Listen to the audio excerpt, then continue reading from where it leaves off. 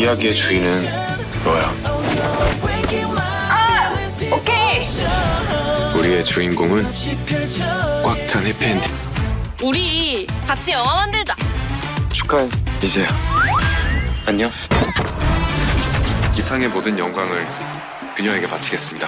우수비? 놀래라.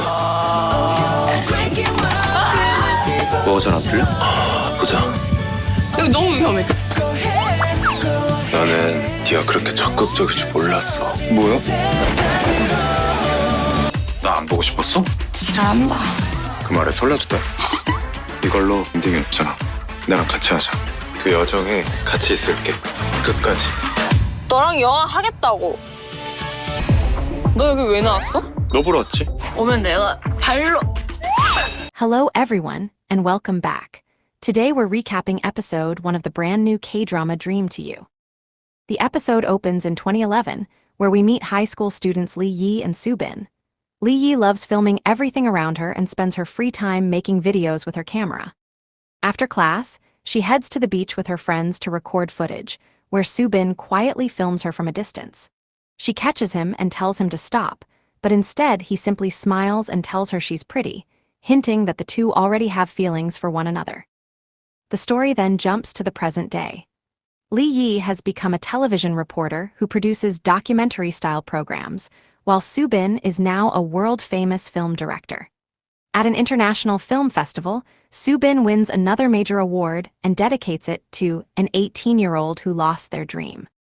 During a press interview, he unexpectedly reveals that his first love is still living in Korea. When reporters ask if he has a message for her, he simply says, "I'm coming to see her." Meanwhile, Lee Yi is filming one of her programs in muddy wetlands alongside an elderly woman. After filming, she slips into the mud and ruins her clothes. Back home, her mother calls to say their landlord has increased the rent again, meaning they may eventually have to sell the family shop. Lee Yi promises she'll find a way to earn more money. While washing her clothes, she sees Subin on television and is shocked to recognize him. She searches for videos of his interview online, but because he's speaking mostly in English, she can't understand much of what he says. Still, she can't believe he's actually planning to return to Korea. Subin arrives back in Korea, refusing his friend's offer of a lift from the airport. During the taxi ride, he sees Lee Yi's television program playing on the driver's screen. The driver praises her as one of his favorite reporters, describing her as hardworking and kind. Back at the television station, Lee Yi argues with a colleague over the editing of her program, frustrated that weeks of hard work have been ignored. Suddenly, everyone falls silent when the station director arrives, accompanied by Subin. The two lock eyes for the first time in years. Panicking, Lee Yi hides behind a desk, convinced he'll leave. Instead, Subin crouches down beside her and quietly asks, "How have you been?" That moment triggers a flashback to their school days. We learn that Subin was a transfer student who first noticed Lee Yi because she was constantly filming everything around her. One day, Lee Yi collapses from exhaustion during assembly, and Subin carries her to the nurse's office. After she wakes up, the two begin talking and slowly become friends. Sitting together on the playground, Lee Yi asks Subin what his dream is. He says he doesn't really have one and guesses he'll probably become a doctor like his father. When he asks about her dream, she proudly tells him she wants to become a film director. As they spend more time together, Subin begins supporting her passion for filmmaking. One evening, Lee Yi goes to a rooftop to film the sunset, but accidentally falls asleep while waiting. Subin quietly waits beside her for hours until she wakes up. Afterwards, the two are chased by a security guard while sneaking out, escaping hand in hand. On another day, Subin helps Lee Yi film an elderly woman by blocking the harsh sunlight to improve the shot. However, a drunken man becomes aggressive and tries to smash her camera. Subin steps in to protect both Lee Yi and the camera, getting kicked during the confrontation before the police arrive and scare the man away. Afterwards, Lee Yi treats Subin's injuries and thanks him for saving her camera. While talking, Subin awkwardly says he's going to like her, but quickly explains he doesn't mean romantically. Instead, he says he admires her because she has something he doesn't. A dream. Inspired by Lee Yi's determination, Subin begins chasing his own dream too.